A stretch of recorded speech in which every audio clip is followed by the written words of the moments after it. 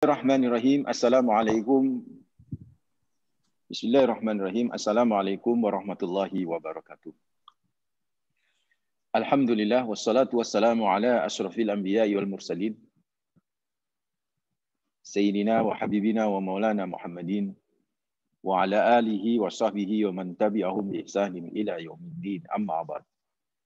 Fa inna asdaqal hadis kitabullah wa khairal hadi hadi Muhammadin sallallahu alaihi wasallam.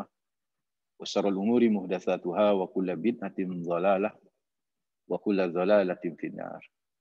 Allahumma anfa'na bima 'allamtana wa 'allimna alladhi yanfa'una wa zidna ilma walhamdulillahi rabbil alamin. Ikhwatuddin hafizakumullah, saudaraku, ibu-ibu, bapak-bapak hafizakumullah yang insyaallah selalu dijaga sama Allah Rabbul Alamin. Alhamdulillah. Pertama kita panjatkan rasa syukur yang mendalam. Terus-menerus kita haturkan hanya kepada Allah Rabbul Alamin. Tuhan semesta alam ini yang telah begitu banyak memberikan kenikmatannya kepada kita, yang begitu besar menurunkan karunia-Nya, yang kita tak sanggup berhitung dengan nikmatnya yang luar biasa yang Allah karuniakan kepada kita. Yang bisa kita lakukan terhadap nikmat-nikmatnya adalah selalu bersyukur ya. Minimal wujud syukur di setiap helaan nafas, tak lepas untuk selalu mengucapkan kalimat hamdalah, alhamdulillah, Rabbil alamin. Yang kedua, salam dan salawat terus kita persembahkan kepada manusia terbaik, pemilik pribadi yang sempurna, teladan abadi bagi kita Rasulullah Muhammad sallallahu alaihi wasallam. Semoga salam dan salawat kita kelak bisa menjadi syafaat bagi kita di hari akhir. Amin ya rabbal alamin. Alhamdulillah, saudaraku, ibu-ibu, bapak-bapak, hafizakumullah. Hari ini hari Ahad ya. Tepat tanggal 1 Zulhijjah. Mungkin sebagian orang sudah berpuasa, ya kan? Sebagian yang lain tidak berpuasa. Tidak mengapa. Tanggal 1 Zulhijjah ngaji kita ini. Sedikit sebelum masuk ke hadis penghabisan, yaitu hadis ke al-hadis tasi'u wal ishrun, hadis ke-29, hadis ke-29 bagian ketiga, karena ini kita ngaji hadis 29 3 kali pertemuan. Sedikit sebelum masuk ke kajian hadis ini, saya mengingatkan kepada diri saya dan kepada Anda, ibu-ibu, bapak-bapak, hafizakumullah, jangan sampai lengah untuk beramal soleh di hari-hari emas 10 awal Zulhijjah. Dan ini mulai hari ini. Ini saya ingatkan. Mulai hari ini. Kenapa Ustaz? Emang ada apa dengan 10 awal Zulhijjah ini? Pertama, 10 awal Zulhijjah ini sama Allah dimuliakan. Begitu mulianya sehingga Allah menjadikan sumpah dengan 10 awal Zulhijjah itu. Bisa dilihat surat Al-Fajr ayat 1-2. Wal fajri walayalin ashr. Kata Allah Rabbul Alamin, wal fajri walayalin ashr. Demi waktu fajar dan demi malam-malam yang 10.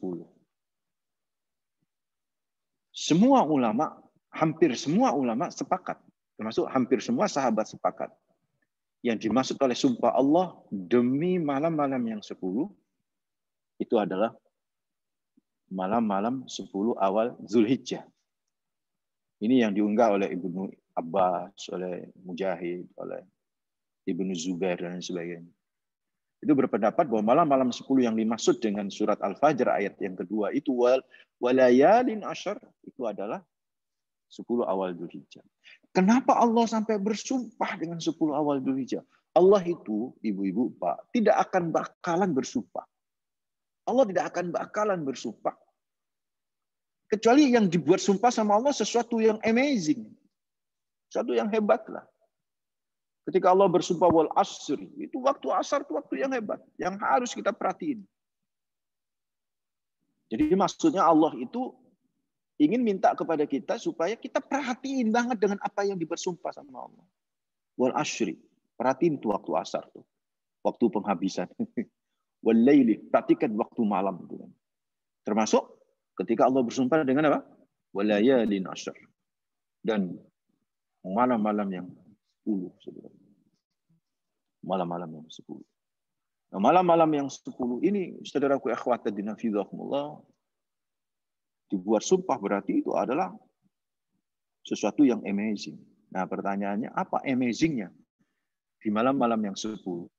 Ternyata ada hadis Nabi yang memberitakan kepada kita betapa luar biasanya 10 awal Dzulhijjah itu. Dan itulah di awal saya tadi katakan kepada Bapak, Ibu-ibu, supaya apa? Supaya kita jangan sampai lewat, tidak beramal soleh di 10 awal Dzulhijjah.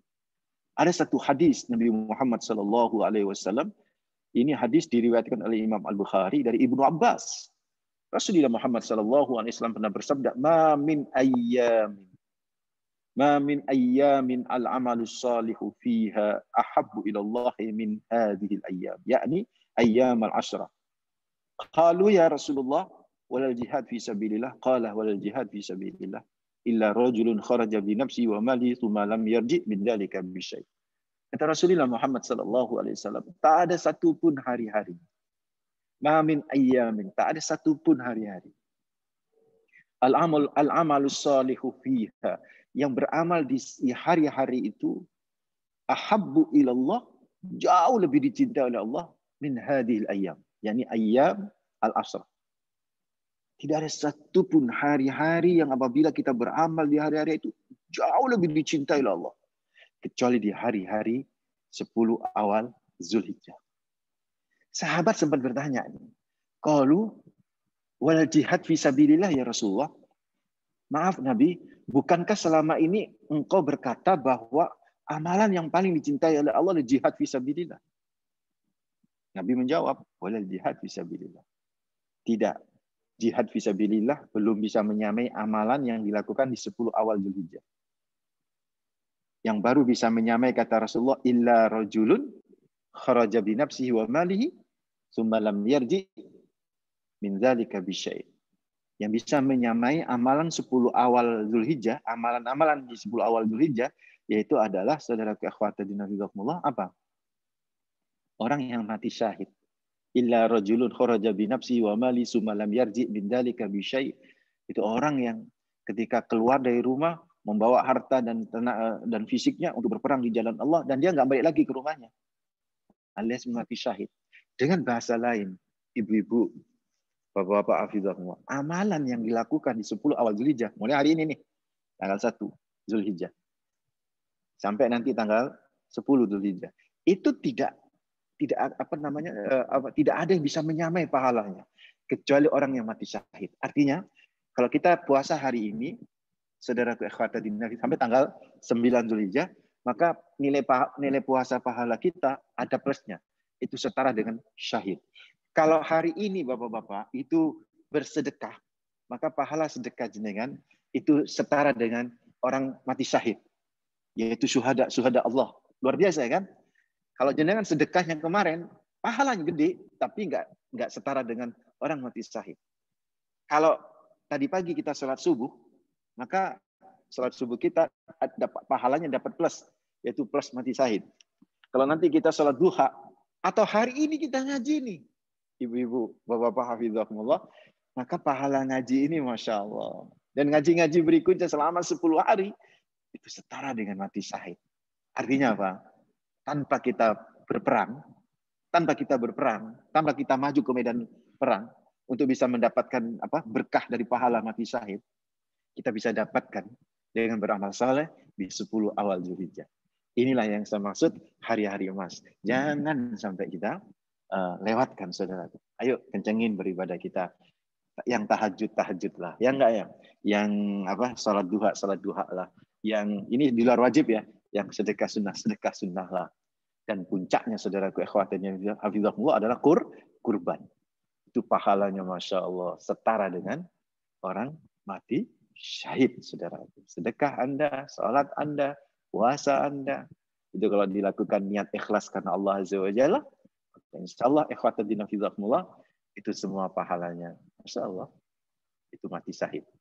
Termasuk para dokter-dokter nih ya enggak ada, niatin, ngobatin sambil menolong orang gitu kan. Enggak apa-apa, dibayar dengan itu kan, memang itu bagian daripada hak jenengan ya kan. Tapi ada niat yang lain gitu kan, niat bantu orang. Niat benar-benar bagaimana mengentaskan kondisi kayak begini, ikut berperanlah. Maka seluruh aktiviti Anda, saudaraku para dokter, itu nilainya setara dengan mati syahid. tanpa harus mati syahid, tanpa harus berperang dan mati syahid. Sudah. Ini adalah sesuatu yang luar biasa, jangan dilewatkan ya. Mudah-mudahan bermanfaat. Kita lanjut saudaraku, satu poin hadis lagi. Dari hadis yang ke-29 itu kan ada 3 aliniyah ya. Di aliniyah pertama kemarin sudah saya jelaskan bahwa Mu'adz bin Jabal bertanya kepada Rasulullah Muhammad SAW tentang amalan yang bisa memasukkan ke surga, ya kan? Kemudian Nabi menjawab, yaitu amalan yang bisa masukkan ke surga adalah amalan wajib, ya kan? Amalan wajib seperti apa? Syahadat, ya. Kemudian sholat wajib, haji, ya kan? Kemudian umroh wajib maksudnya ya, haji itu kan ya. Kemudian sedekah wajib maksudnya zakat. Puasa wajib, ya kan ya, Ramadan. Ini yang bisa memasukkan kita ke surga Allah Rabbul Alamin. Ditambah di alinea kedua yaitu dengan sunnah-sunnahnya, sholat sunnah, ya. Puasa sunnah, kemudian sedekah sunnah, sholat sunnah di sini tahajud yang paling utama, ya kan ya. Itu yang bisa mengantarkan masuk surga. Tapi semua amalan itu, saudaraku ikhwatadina fillah, harus diliputi dan diselimuti oleh apa?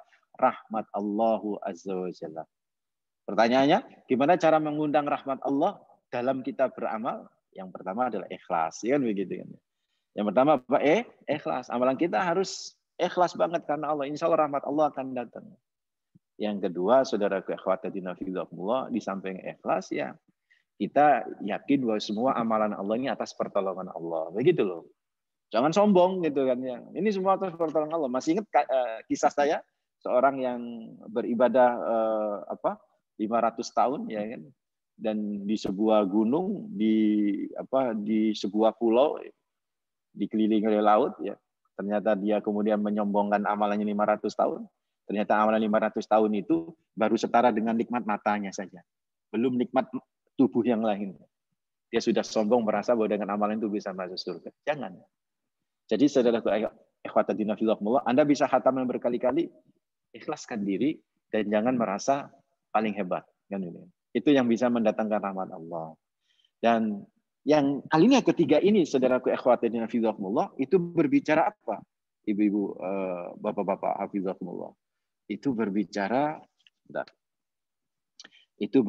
tentang, Masya Allah, saudaraku, amalan yang ketiga ini atau hadis yang ketiga ini berbicara bagaimana supaya amalan wajib kita, kemudian yang amalan sunnah kita itu bisa terjaga dan mampu bisa membuat kita masuk surga dengan rahmat Allah itu.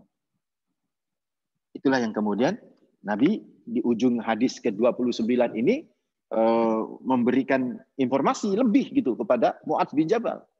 Beliau berkata, seolah berkata kepada Mu'adz bin Jabal, ala ukhbiruka bimalaki dzalika kulli?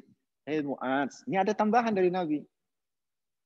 Maukah kamu saya kasih tahu bimalaki untuk bisa mengendalikan dzalika kullihi, mengendalikan semua itu, mengendalikan semua amalanmu, amalan sholatnya yang wajib, amalan puasanya yang wajib, amalan sedekahnya yang wajib, amalan sholatnya yang sunnah, amalan sedekahnya yang wajib, amalan puasanya yang sunnah, amalan puasanya yang sunnah misalnya.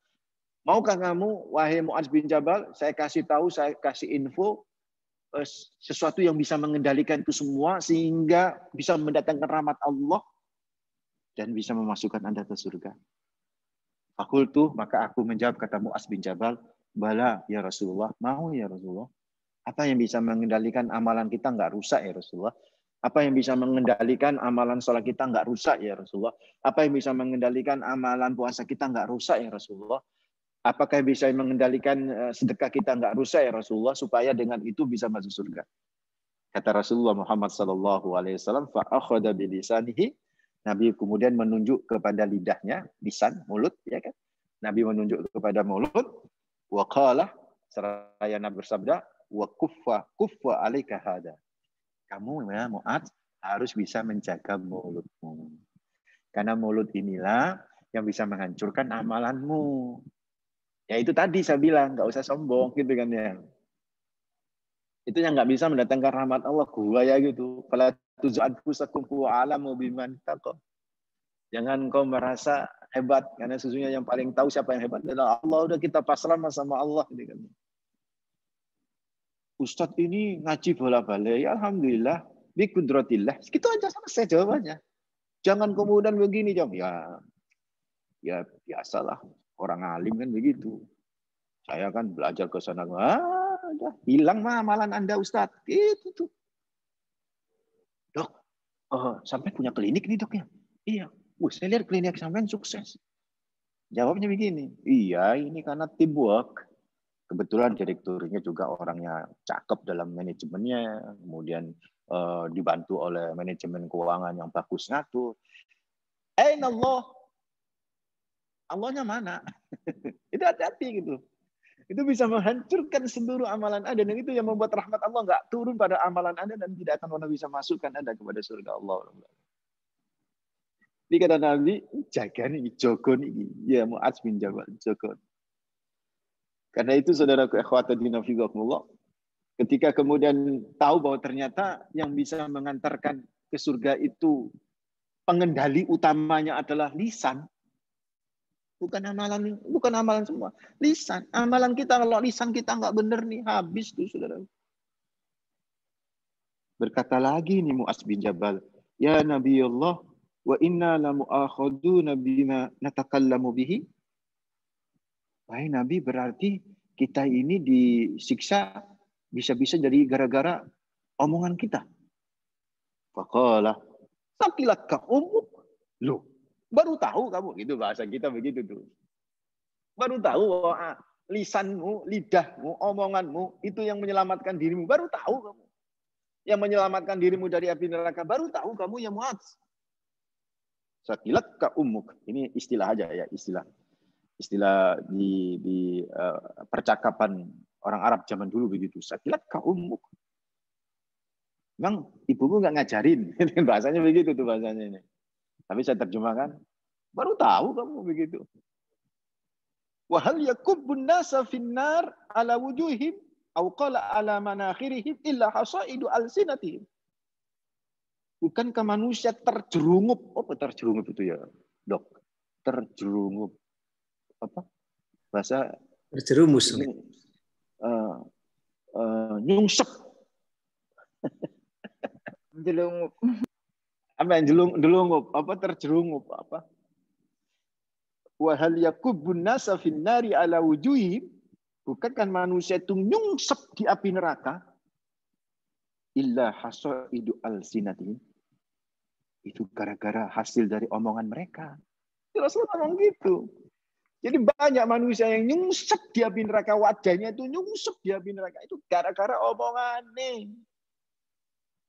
Makanya ayo hati-hati nih omongan kita dijaga itu.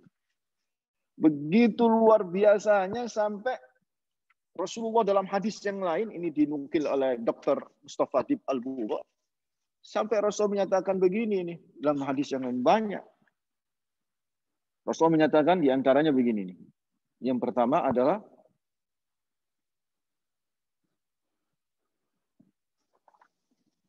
aksaru ma yudhilun nar al-ajwafan al-famu wal faraj. Yang paling banyak memasukkan manusia kepada api neraka itu dua lubang. Dua lubang. Pertama, al-fam, mulut kan berlubang. Banget. Wal farj dan farji. Itu yang membuat orang banyak masuk neraka. Tapi yang disebut pertama kali apa? Mulut. Lubang di atas. Bukan lubang di bawah. Lubang bid'ah nomor 2. Nomor 1 itu yang paling membuat seorang itu masuk neraka, saudara. Karena nggak dapat rahmat Allah. Yaitu adalah apa? Lubang yang di atas. Lubang yang di atas. Makanya Nabi Muhammad SAW sampai dalam hadis yang lain itu berkata begini, ibu-ibu, bapak-bapak, para dokter hafizahullah. Man lima baini lihyahi wa ma baina rijlaihi atman lahu al-jannah. Barang siapa yang bisa menjamin pada diriku di antara dua jenggotnya, maksudnya antara kumis dan jenggot, masih mulut. Siapa yang bisa menjamin mulutnya wa ma baina rijlaihi dan di antara dua kakinya, maksudnya farji. Siapa yang bisa menjamin mulutnya dan bisa menjamin farjihnya, atman lahul jannah. Aku jamin dia masuk surga. Wow. Artinya apa, Ibunda? Para dokter hafizahumullah. Kalau kita bisa menjamin mulut kita itu benar-benar ngomong sing benar. Menjamin farji kita itu di tempat yang halal. Atman lahul jannah. Maka aku jamin dia mendapatkan surga Allah. Wah, itu Nabi itu yang menjamin. Karena itu saudaraku ikhwati fillah, ayo jaga lisan kita ya supaya kita amalan kita itu mendapat rahmat Allah. Jadi yang ketiga, gimana caranya bisa mendatangkan rahmat Allah dalam amalan kita? Dengan menjaga omongan kita. Jadi yang pertama ikhlas kan? Amalan itu bisa masukkan surga. Yang pertama ikhlas. Yang kedua apa? Jangan sombong, merasa bahwa apa yang telah dilakukan itu upayanya dewi, gitu. Tidak ada pertolongan dari Allah. Jangan. Itu nggak akan pernah mendatangkan rahmat Allah. Ini tolong dicatat nih kan. Karena ini yang menjadi perdebatan di kalangan para ulama ini ternyata di poin ini bahwa semua amalan bisa masuk ke surga asal satu ikhlas. Yang kedua meyakini itu pertolongan Allah semua amalan kita itu bukan dari kita. Ya. Yang ketiga apa? Mulut kita itu harus dijaga. Itu yang bisa mengendalikan amalan soleh kita itu diterima sama Allah atau tidak. Itu mulut kita. Kalau mulut kita sudah ada sombongnya, mulut kita sudah ada dustanya, habislah. Makanya ada sebuah kalimat riwayat salamatul insan fi hifdil lisan. Suksesnya seorang manusia itu pada lisannya, kan? Pada omongannya. Kan? Ya enggak? Betapa terjerumutnya seorang pemimpin gara-gara omongan. Betul enggak? Bohong, dusta, ya kan? Dan nepati janji. Dia habis dia. Seperti itu saudaraku akhwat dan dinillah. Karena itu ya Ibu, Bapak hafizahullah, ayo jaga lisan kita. Dan menjaga lisan itu di tiga aspek. Menjaga lisan ini 3 aspek. Pertama, aspek hubungan kita dengan Allah harus kita jaga. Dengan cara apa? Kita selalu husnuzon dengan Allah. Jangan sampai kita suudzon. Apalagi di era pandemi ini kan ya. Kan kok ya gak mari-mari Bu ya. Pak Dokter. Padahal sebenarnya belum lama kan ya pandemi ini. 17. Cuma 17 bulan ya. Kan gak lama tuh. Lama nggak? Usia jenengan berapa nih? Kalau usia saya kan 52 nih. Mas Henry 60. Kurang. Bentar lagi. Bentar lagi. Artinya kan ini angkatan 84 ya, usianya sekitar 58-an ya. 556 lah. Oh, 55. Selisih 3 tahun dong sama saya gitu kan. Iya, beda dikit. Kalau 55, berarti nggak jauh. Saya ingin tanya, Dok. Jenengan dikasih nikmat sama Allah Rabbul Alamin, sama dikasih ujian 17 bulan, lebih banyak mana? Kan nikmat kan? Di antara ujiannya banyak. Kan nikmat toh. Juga iya. Ini gini loh. Orang itu ngelihat di ujiannya toh. Kayak anak-anak kita itu loh. Coba ditanya. Dia kayak susah suntuk nih anak ujian toh. Padahal ujiannya cuma 2 minggu. Nah, dia senang-senang sudah 1 semester 6 bulan. Yang diingat, yang dipikir cuma 2 minggu. Wis murang-muring suntuk dan lain sebagainya. Itu kayak begitu kita manusia terhadap ujian Allah. Makanya kita husnuzon. Jangan jangan nolak takdirnya Allah. Kalau itu sudah takdirnya Allah ya. Dan percayalah, Allah kalau ngasih takdir itu, Dok, nggak akan pernah menzalimi kita lah. La yukallifullahu nafsan illa wus'aha. Jadi teman-teman nih, yang para dokter yang lagi isoman, nggak usah kemudian meradang, galau, gegana, nggak usah. Santai saja. Sampai kemarin itu rata-rata ibu-ibu yang begitu. Banyak yang nelfon saya sampai nangis-nangis. Awalnya nangis itu saya pikir meninggal dunia. Saya sampai ngomong innalillahi wa inna ilaihi raji'un. Baru setelah sesegukannya itu berhenti. Kan antara sesegukan sama omong kan nggak dengar saya. Ketika dia sambil nangis, Ustaz, mohon doa Ustaz, ibu saya, Ustaz. Saya langsung ngomong innalillahi wa inna ilaihi rajiun. Karena pikiran saya nangis. Nangis itu ya berarti kan gawat. Terus maaf, Ibu kenapa? Saya tanya gitu. Positif Pak Ustaz. Oh ya Allah Bu, mencoba positif kenapa nangis-nangis jenengan. Kasihan Ibu. Nah, jenengan nangis apa bisa menyelesaikan masalah? Saya bilang gitu. Udah tenangin aja. Udah kejadian mau apa lagi kita? Justru kita harus lakukan apa? Ikhtiar. Mau apa lagi? Nggak bisa. Isti jenenge virus iki lah. Sopo ae kena. Aneh kan? Siapa aja yang kena? Begitu tuh. Ada yang kena cuma ngelewatin doang. Ya kan? Sampai dokter nih vaksin. Sudah vaksin kena lagi. Saya sampai bingung dok. Nih pertanyaan. Tolongnya nanti bisa jawab sama saya kalau ada ilmunya. Ini para kiai-kiai itu akhirnya nggak percaya vaksin sebagian besar itu. Ya karena ternyata yang kena semua itu yang vaksin semua itu. Dan yang mati itu katanya ya kena vaksin semua. Nah, aku bingung jawabnya gitu. Ya, coba saya logikanya begini. Lah saya vaksin nggak mati kok saya kok. Berapa juta yang vaksin nggak ada yang mati. Artinya dari sekian juta itu berapa persen sih yang meninggal karena vaksin. Jadi nggak bisa dijadikan teori. Nah ini kan model-model kayak begitu tuh kan akhirnya tidak percaya dengan takdir Allah. Satu saat iblis itu ngomong sama Nabi Isa alaihissalam. Isa, kamu percaya sama takdir Tuhan? Dia percayalah. Ini ya Isa ya. Coba kamu terjun dari bukit itu. Kalau kau mati, itu berarti kalau memang Tuhanmu tidak menetapkan kamu mati, tapi coba kau terjun aja. Dites kamu terjun dari tebing tinggi, kan mesti mati Bu. Pokoknya yang ngono, mesti mati. Ngamuk sing jenenge Nabi Isa. Wailak, laknatullah alaik, celaka kamu, laknat Allah menimpa dirimu wahai iblis. Emang yang menguji Allah itu kita? Seharusnya kita yang diuji oleh Allah, bukan kita menguji Allah. Bukan kita yang ngetes Allah, kita yang dites sama Allah, gitu kan. Makanya saudaraku, lisan ini kepada Allah Azza wa Jalla harus kita jaga, jangan sampai kita suudzon. Dengan kondisi kayak begini kita husnudzon. Ya alhamdulillah dikasih isoman, ya kan. Kayak itu loh.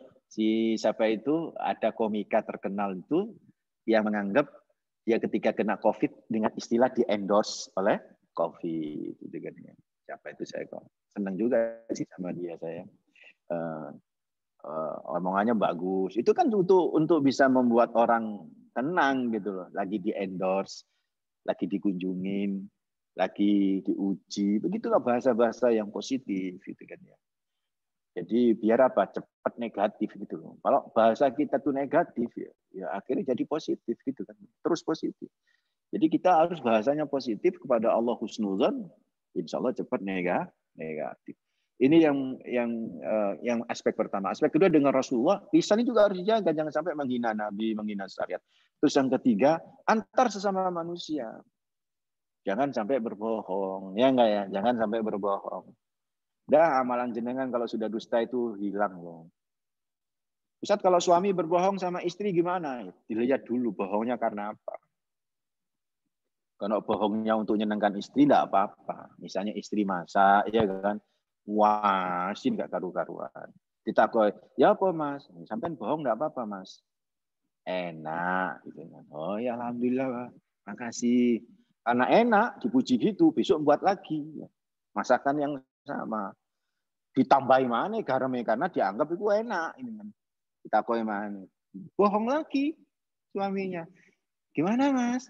Enak masakan saya. Ini sudah saya tambahi ya. Tambah sih dalam hati. Sampai tambah Mbak, ketambah asin. Tapi karena ingin menyenangkan istri, enak. Oh, enak ya. Makasih Mas. Makasih. Kan tambah senang boleh begitu kan ya. Terus besok lagi buat lagi. Ditambahi lagi bumbu-bumbunya termasuk garam ini. Sampai pahit saking ngasih ini. Akhirnya meneng bojone. Loh Mas kok enggak jawab ditakoi? Ibu suka ini. Oh, nek sampean ngomong enak aku seneng tak icipi, diincipi langsung muntah-muntah. Kok gak enak ini Mas, sampean nggak ngomong. Aku nyeneng awam. Ini oleh begini. Jadi bohong sama suami istri itu terkait dengan kondisi keluarga. Untuk supaya mengamankan keluarga, untuk supaya senang istri. Bukan untuk poligaminya. Kadang-kadang kan poligaminya itu yang boleh nggak berbohong, nggak minta izin sama istri Ustaz.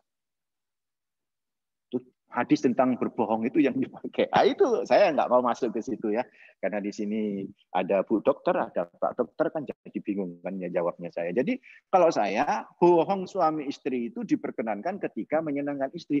Tapi kalau kemudian membuat istri semakin tambah marah di kemudian hari, maka itu lebih baik dihindari. Bisa jangan berbohong ya, apalagi kepada orang. Untuk pasien gimana? Masalah parah diomongin. Oh ini bagus ya tetap ya istirahat. Enggak apa-apa. Akan ada istilah tauriyah, Ibu, Pak. Saya kasih tahu ilmunya. Tolong jangan ngomong sama siapa-siapa ya. Tauriyah itu sebenarnya sangat tipis dengan kebohongan. Tapi tergantung niatnya. Contoh.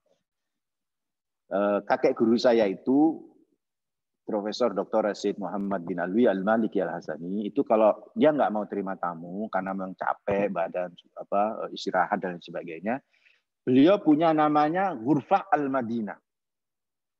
Itu namanya kamar Madinah. Itu santri-santrinya udah tahu. Jadi kalau sudah masuk kamar Madinah itu berarti sudah nggak mau terima tamu, kondisi istirahat kan. Nah, ketika ada tamu dikasih tahu beliau masih ada di Madinah. Kan rumah beliau di Mekah kan? Beliau masih ada di Madinah. Saya ingin tanya, itu bohong apa enggak? Itu bohong enggak? Kan enggak bohong, kan memang ada di Madinah. Yaitu, tapi Madinah dalam arti kamar. Gitu. Sama dengan Rasulullah ketika dikejar-kejar oleh musuh pas waktu hijrah. Nabi kan bawa kendaraan cuma satu, gantian sama Abu Bakar. Kadang-kadang Sayyidina Abu Bakar di atas, kadang-kadang Sayyidina Rasulullah di atas gitu kan. Abu Bakar di bawah. Kalau Abu Bakar di atas, Rasulullah yang nuntun kuda atau yang nuntun ontanya. Suatu saat ketika Nabi Muhammad itu nuntun onta, Sayyidina Abu Bakar posisinya ada di atas onta. Kekejar oleh musuh. Kif, berhenti. Wah gitu. Kira-kira musuh ini ngomong sama yang di atas onta apa yang nuntun onta? Pasti kan nggak kan ngeremehin yang nonton kan, karena yang nonton ini jadi apa? Jadi pelayan, jadi guide itu apa? Penunjuk jalan. Pasti yang ditanya siapa kamu itu yang di atas tuannya. Man anta, siapa kamu? Gitu kan. Abu Bakar jawab, saya Abu Bakar. Gitu. Saya Abu Bakar. Wah, berarti waman hada? Siapa ini? Gitu kan. Maksudnya nunjuk Rasulullah. Karena pikir mereka kalau ada Abu Bakar berarti ada Rasulullah. Sayyidina Abu Bakar ngomong gini, Hada Al-Hadi. Tahu Al-Hadi? Al-Hadi itu nama lain Nabi Muhammad. Nabi Muhammad kan namanya Al-Hadi ila siratikal mustaqim. Al-Hadi ila siratil mustaqim. Al-Hadi ila siratil mustaqim. Nabi Muhammad akan memberi petunjuk kepada kita ke jalan yang lurus kan. Tapi Al-Hadi yang dipahami oleh si pengejar adalah apa? Guide. Penunjuk jalan. Kata orang yang ngomong apa yang orang yang ngejar, oh Hadi ini Hadi. Hadi itu apa? Guide ya, guider lah gitu kan. Oh, oke, lanjut jalan. Itu saya ingin tanya, Abu Bakar bohong nggak di situ? Tidak bohong. Tapi pemahamannya dipahami beda oleh yang diajak ngomong, gitu kan. Selama niatnya untuk kemaslahatan, tidak apa-apa. Tapi niatnya itu untuk nafsu doang. Ditanya sama istrinya, Mas, kok pulang lama sampean Mas? Iki wis jam 10, jam 11 kok gak balik-balik awakmu. Biasanya sampean jam itu balik nang omah. Si ono meeting. Meeting itu temu toh. Ketemu ambek sopo. Makanya nek kalau yang ibu-ibu sudah ngaji sama saya mesti detail tanyanya itu. Ketemu sopo? Nang di nek meeting ambek satu perempuan saja itu duduk meeting tapi peting. Lain lagi itu sudah. Itu sudah berdusta, saudara. Begitu ya, jaga mulut kita ya, saudara ikhwatiddin fillah. Mudah-mudahan dengan kita menjaga mulut dari berbohong, dari berdusta, dari ghibah. Sebenarnya saya ingin menjelaskan tentang bab ghibah ya. Mungkin pekan depan kita masih bahas bab ghibah itu kan. Karena ini penting bagi kita ghibah ini. Tajassus, suudzonitas, tajassus, kemudian ghibah itu Masya Allah. Ghibah ini sampai orang berghibah ya, itu dosanya itu lebih berat daripada orang berzina.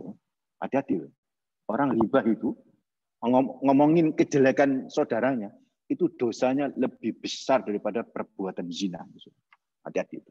Makanya jagalah mulut kita supaya benar-benar bisa menyelamatkan kita dengan amalan soleh kita mendapatkan rahmat Allah. Wallahu a'lam bishawab.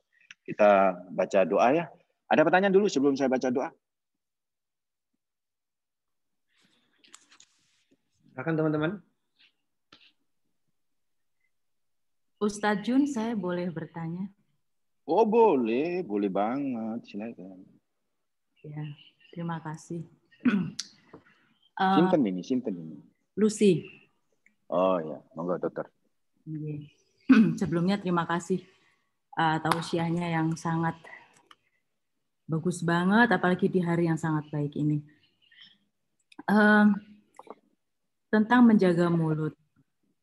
Ada 2 pertanyaan di saya. Kalau misalnya kasusnya seorang ibu hendak memberikan nasihat ke anak, dan kemudian dia ingin memberi contoh mengenai situasi seseorang atau mungkin saudara, karena biar dia lihat sendiri, jadi ibunya nggak ngarang-ngarang. Maksudnya untuk dengan maksud baik, kamu kalau begini ke jalan A, hasilnya A aksen loh, jadi nggak bagus. Sebaiknya B atau C atau D. Tetapi tentu terus terang saya pernah melakukan itu dan nggak cuma sekali dalam ngobrol dengan anak-anak saya. Tapi selalu saya katakan bahwa ini saya nggak ada maksud untuk menjelekkan dan nggak boleh menganggap negatif kepada si bude ini, tante itu atau siapapun. Tapi ini adalah contoh agar itu satu hal yang nggak baik. Nah, kadang-kadang saya suka berpikiran, ini kalau kayak gini ini bener enggak yo gitu kan. Itu satu.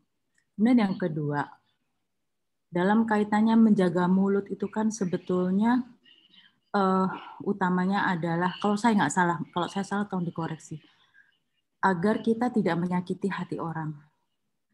Atau juga mungkin, utamanya kan jangan sampai mulut kita ini, saya kan mulutku harimaumu gitu kan, jadi istilahnya mulut itu kan berarti konteksnya ada suatu interaksi dengan orang lain, sehingga pembicaraan mulut kita ini ada memberikan interaksi negatif dengan orang lain. Nah, kalau memang betul hanya seperti itu, boleh nggak kalau misalnya kita, taruhlah saya nih, misalnya dalam hati saya, misalnya saya melihat suatu situasi yang nggak benar gitu, terus saya melihat, oh wis panjane wong iki wis produk ini gitu. Tapi dalam hati saya, tapi tidak saya ungkapkan. Artinya orang itu tidak tahu bahwa mulut saya mengungkapkan seperti itu gitu. Nah, ya, yang baik. Ini masuk nggak di dalam konteks apa yang kita sampaikan pagi ini? Makasih. Baik, dokter Mbak Lucy. Pertama tentang ghibah untuk maksud tertentu supaya nggak diikuti oleh orang lain ya, begitu maksudnya ya. Ghibah itu hukum asalnya, hukum dasarnya adalah haram, nggak boleh. Tapi ada pengecualian yang kita ghibah. Ghibah itu apa tadi? Memperbincangkan keburukan orang lain ya. Kalau ada maksud dan tujuan yang tidak didasari kebencian, itu boleh. Apa?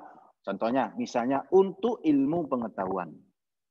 Bukankah perawi-perawi hadis itu kemudian digibain, kan kalau bahasa kita, oleh pakar-pakar hadis yang lain untuk diteliti berkaitan dengan validitas hadis yang diomongkan. Oh, itu perawinya itu suka bohong. Oh, perawinya itu makan sambil berdiri, misalnya begitu. Dan itu akan mempengaruhi periwayatan yang keluar dari mulut si perawi itu kan begitu. Boleh untuk pengetahuan atau untuk pengadilan. Boleh, misalnya kita jadi saksi, ya toh. Ya kita harus ngomong loh. Iya, saya tahu dia begini, dia begini, dia begitu, dia begini, dia begitu. Ya kalau di pengadilan ditanya, gimana Ibu? Saya nggak mau gibah. Boleh kayak iso ya saksi masuk pengadilan. Dalam rangka untuk pengadilan, untuk menguak status hukum diperkenankan. Yang ketiga, supaya nggak ditiru oleh orang lain perilaku buruknya, boleh diungkap. Misalnya, ono uang utang ae nang jenengan, gak mari-mari. Ini utang dibayar apa-apa? Api, gitu. Utang situ belum dibayar, utang lagi belum dibayar, mau utang lagi belum dibayar. Loh, akhirnya ini kelakuan seneng utang, nggak seneng bayar, ya toh? Ternyata ketika ada teman sampean curhat, mbak, jeng, itu loh si jeng seneng utang itu datang ke saya, mau pinjam utang, menurut sampean apa? Sampean ngomong, nek menurut saya nggak usah. Kenapa? Dia itu sudah berutang berkali-kali ke saya dan berkali-kali nggak bayar. Nah itu boleh ngomong gitu, supaya tidak jadi korban berikutnya, nggak apa-apa. Monggo sampean kiaskan kepada yang lain, analogikan kepada yang lain apa yang saya jawab ini. Begitu ya. Terus yang kedua, mengungkapkan keburukan orang lain dalam hati, enggak apa-apa. Ya boleh. Yang enggak boleh itu kalau kemudian diungkapkan dalam mulut, dalam perbuatan. Misalnya ndolek kanca ya wis kanca iku elek, ambune gak enak gitu kan misalnya. Sampean ngerasani di hati ra apa-apa, tapi ini ngerasani yang tonggone ra oleh. Begitu ya dokter ya, kurang lebih seperti itu. Wallahu a'lam bishawab. Ada lagi?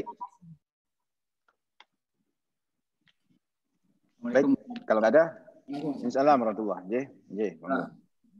Kalau bisa saya menyimpulkan ini tiga poin yang disampaikan tadi itu kan kalau boleh saya simpulkan itu pembuktian dari keimanan. Itu pertama harus menjalankan rukun Islam ya itu. Jadi kita untuk mencapai surganya itu kan orang itu harus atau manusia harus menjalankan rukun Islam. Ya, karena nggak mungkin dengan rukun Islam saja sempurna, makanya harus kalau guru saya itu istilahnya yang poin kedua itu nambah dengan amal sunnah. Itu nambah, nggak mungkin kalau kita bikin makalah sekali jadi langsung kita serahkan kan mungkin harus diteliti. Maksudnya amal sunnah itu untuk pelengkap. Yang banyak itu kalau dasar kalau pelajaran para ulama kita mungkin boleh dimasukkan pelajaran akhlak yang mungkin yang terpenting jaga mulut, mungkin yang gibah termasuk yang gibah tadi. Apa bisa disimpulkan begitu? Bisa dok. No problem. Bagus. Tapi intinya semua amalan itu justru di mulut itu. Letaknya di mulut itu. Kalau kita sudah bisa jaga itu mulut, maka amalan yang dua di atas itu yang wajib dan sunnah itu akan tercover sudah. Selamatlah kita. Kalau mulut kita tuh open nih. Kalau mulut kita itu selamatlah semuanya. Itu yang dimaksud salamatul lisan, salamatul insan fi hifdzil lisan. Bahwa keselamatan seseorang manusia itu terletak bagaimana dia bisa menjaga lisannya. Begitu kurang lebih. Ya, masih. Ya, sama-sama Dr. Haikal. Baiklah. Saudara satu lagi. Boleh Ustaz? Oh ya boleh. Siapa ini? Ari dok. Tadi Ustaz. Oh ya. Dr. Ari. Monggo. Kalau berdoa itu yang Allahumma inni as'aluka husnal khotimah atau husnul khotimah? Husnal khotimah. Jadi maf'ul bi jadi objek dari as'aluka. Allahumma inni as'aluka husnal khotimah. Baik. Terus yang kedua, kalau baca, ini sudah pernah dijelaskan sama Ustadz, tapi saya lupa. Sebelum membaca ayat kursi, itu a'udzubillahi minasyaitonirrajim tanpa bismillah ya? Ustadz? Ya. Kalau di tengah-tengah kita membaca Al-Quran. Itu kenapa kok pakai bismillah? Ya, pertama basmalahnya sudah di depan, yaitu di awal Al-Baqarah. Jadi kalau kita di tengah-tengah, tidak perlu atau tidak dianjurkan baca basmalah. Ya, karena itu sudah lanjutan ayat sebelumnya. Cukup a'udzubillahi minasyaitonirrajim. Karena berdasarkan Al-Quran, fa idza qara'tal Qur'an fasta'id billah. Kalau Anda baca Al-Quran, itu yang dimaksud di tengah-tengah, fasta'id billah, maka berta'awudlah kepada Allahu Rabbul Alamin dengan apa? A'udzubillahi minasyaitonir rajim. Kalau pakai basmalah ya rapopo. Cuman kan kebiasaan itu kalau di tengah-tengah kelazimannya itu ya ta'awud langsung begitu ya. Karena basmalah sudah kebaca sebelumnya. Kalau di awal ya, basmalah ya di awal. Masuk kalau zikir pagi, zikir petang itu berarti a'udzubillahi minasyaitonirrajim langsung ayat kursi. Ya langsung ayatnya. Ayatnya bisa. Ya. Baik, matur nuwun Ustaz. Sami-sami, mudah-mudahan sehat. Dr. Ari, Mbak Ari, Mbak Kartini, semuanya sehat ya. Semua yang hadir di sini mudah-mudahan sehat. Dr. Maya, Dr. Henry, Dr. Muhdor, Dr. Haikal, Dr. Damiri, Dr. Priyanti, ya. Dr. Indra. Indra sehat ya? Dr. Indra ya? Mas Indra ya? Sehat ya? Alhamdulillah. Dr. Setia Dewi Lucianti, insya Allah mudah-mudahan sehat. Amin. Sehat selalu. Ya, kita baca doa nanti. Kita baca terakhir nanti baca sholawat tibil kulub ya. Sholawat tibil kulub 3 kali. Terus kita baca Al-Fatihah untuk semuanya. Wassallallahu ala sayyidina maulana Muhammadin wa ala alihi wasallam walhamdulillahirabbil alamin. Enggak saya sebut namanya satu persatu, tapi secara umum siapapun yang sakit, teman-teman ke dokter 84, yang angkat penyakitnya sama Allah, yang positif diganti cepat menjadi negatif, yang negatif biarlah terus tetap negatif dan selalu sehat dan diberi perlindungan sama Allah Azza wa Jalla. Amin ya rabbal alamin. Wassallallahu ala sayyidina maulana Muhammadin wa ala alihi wasallam walhamdulillahi rabbil alamin. Hamdan syakirin, hamdan naimin, hamdan yuafi ni'amahu wa yukafi mazidah. Ya rabbana lakal hamdu kama yanbaghi li jalali wajhika wa 'azimi sultanik. Subhanaka la nuhsi tsanan 'alaika anta kama sanaita 'ala nafsika. Wa sallallahu ala sayyidina Muhammad walhamdulillahi rabbil alamin. Rabbanallahu alladzi fis sama' tabarakasmuka fis sama' wal ard kama rahmatuka fis sama'i fa anzil rahmataka fil ard wa anta rabbut tayyibin anzil rahmatan min indik wa shifaan min shifaik ala mardana. Allahumma rabban nas adhibil ba's nisfi anta syafi la shifa illa shifauka shifa la yughadiru saqama. As'alullahal azim rabbal arsyil azim ayyashfina shifaan ajila bi rahmatihi bi haqqi rabbi anni masyanaduru wa anta arhamur rahimin. Allahumma salli ala sayyidina Muhammadin tibbil qulubi wa dawaiha wa afiyatil abdani wa shifaiha wa nuril absari wa diyaiha wa qutil arwahi wa ghidaiha wa ala alihi wa sahbihi wa sallama. Allahumma salli ala sayyidina Muhammadin tibbil qulubi wa dawaiha wa afiyatil abdani wa shifaiha wa nuril absari wa diyaiha wa ala alihi wa sahbihi wa sallama. Allahumma salli ala sayyidina Muhammadin tibbil qulubi wa dawaiha wa afiyatil abdani wa shifaiha wa nuril absari wa diyaiha wa qutil arwahi wa ghidaiha wa ala alihi wa sahbihi wa sallama bi sirril Fatihah. Bismillahirrahmanirrahim. Alamin arrahmanir rahim maliki yaumiddin. Iyyaka na'budu wa iyyaka nasta'in ihdinas siratal mustaqim siratal ladzina an'amta 'alaihim ghairil maghdubi 'alaihim waladdallin. Amin. Mohon maaf, mudah-mudahan selalu sehat. Kita istighfar, astaghfirullahaladzim, astaghfirullahaladzim, astaghfirullahaladzim. Subhanakallahumma bihamdik, asyhadu an la ilaha illa anta, astaghfiruka wa atubu ilaik. Kita baca al-asr. Bismillahirrahmanirrahim. Wal asri innal insana lafi khusrin illa alladzina amanu wa 'amilus solihati wa tawassaw bil haqqi wa tawassaw bis sabr. Wassallallahu ala nabi Muhammad walhamdulillahirabbil alamin. Mohon maaf. Assalamualaikum warahmatullahi wabarakatuh. Waalaikumsalam.